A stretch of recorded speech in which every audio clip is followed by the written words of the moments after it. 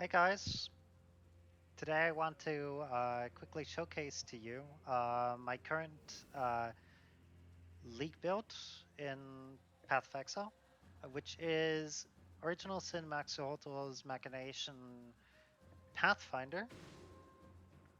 I specifically spec'd him to be fairly tanky against elemental damage, specifically degens, while attacking to maximize uptime of damage. And I have been using him to farm Uber Shaper to very good success. I've done about 60, 70 of them, and it's pretty damn decent, even though the damage is not like anything to write home about. The damage still is upgradable. And let us begin first with a showcase. This is final phase of Uber Shaper. And as soon as we're done here, I'm going to explain a couple mechanics. I sadly died to a slam before, but as you see, the build is quite okay at managing himself.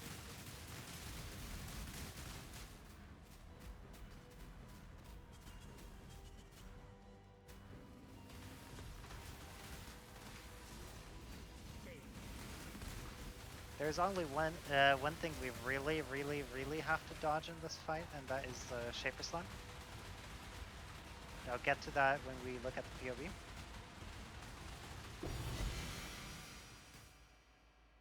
And so, if you're wondering how I tanked those beams like they were nothing, I didn't really tank them, they actually healed me, and that is basically because I have been using Tainted Pact, which makes you take chaos damage over time instead as life heal.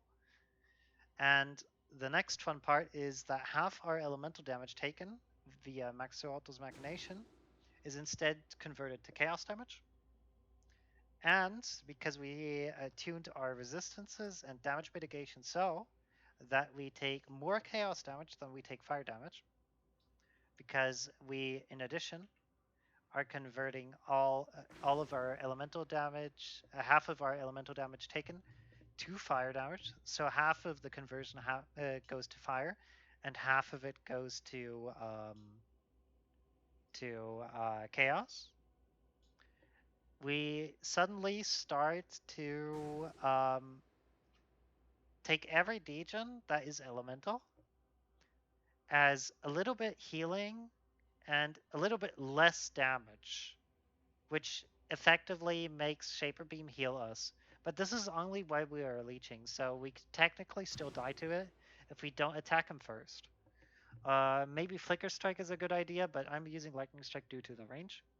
And also because it can double hit him pretty well, which gives us more life gain on hit, which mitigates his other damage, because this only works against chaos damage over time.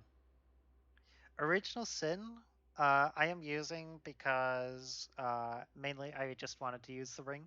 You can do the entire build with a Doriani's prototype instead, and then just use a different claw. And I'll post the POB for the previous version of the build into the comment section, and not comment section, into the description. So now let's quickly look at the POB, what we have going on. So this is our POB. We are taking Pathfinder mainly because we want the Withered effect, but also Flask uptime is pretty nice. And having 30% increased effect of our magic utility flasks is also fairly good due to us using a Ruby Flask. It gives us an increased hit pool. Otherwise, what we're doing is we're mainly just scaling like a normal, what's it called? A normal Lightning Strike build with Tri-Ellie Claw. And we're just trying to scale the elemental damage and a little bit the chaos damage if we can get to it. Also, what we're doing is using Incandescent Heart here to gain 20% of elemental damage as extra chaos damage, which is pretty big. And also 25% of elemental damage taken from hits is taken as chaos damage instead. This makes us a slight little bit more tanky on paper, at least. I don't know if it's actually true. Otherwise, for our skills, our main damage link is Lightning Strike, Awakened Multiple Projectiles, Awakened Multi-Strike, sorry. Nightblade, Returning Projectiles, Volatility Support, and Awakened Lightning Damage. We were lucky enough to corrupt this to level 6. You don't need Awakened Multi-Strike to start this build.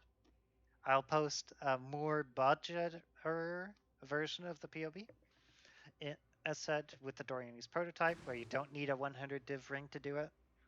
Our full damage against Pinnacles is 15.2 mil deeps with our Lightning Strike, while Vol Lightning Strike is up, which is pretty damn decent to say. And also we have, during uptime of our Mahuxotl's Machinations Everlasting Sacrifice, we have 88 Fire Res and 86 Chaos Res.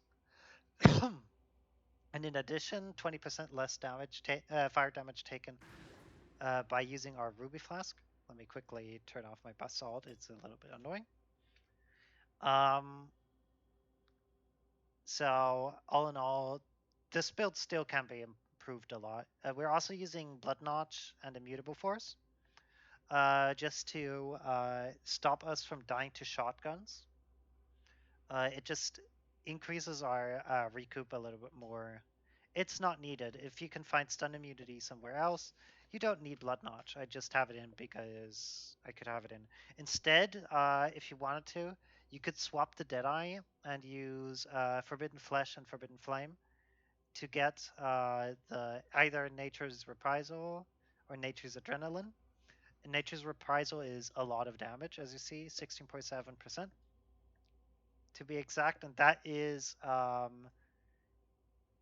with the Wither support. If we turn off the Withering Touch from our totems, which is fairly inconsistent, the node is close to half our damage. So keep that in mind. It's a very powerful node. And but if we go Deadeye, we could get some Gathering Winds. We could get Far Shot, which improves our projectile damage, and we get Focal Point. Or we could go for Wind Ward for less damage taken per Gale Force. Because we attack fairly quickly, we should stack our Gale Force fairly quickly, which makes us take 30% less damage, which is great.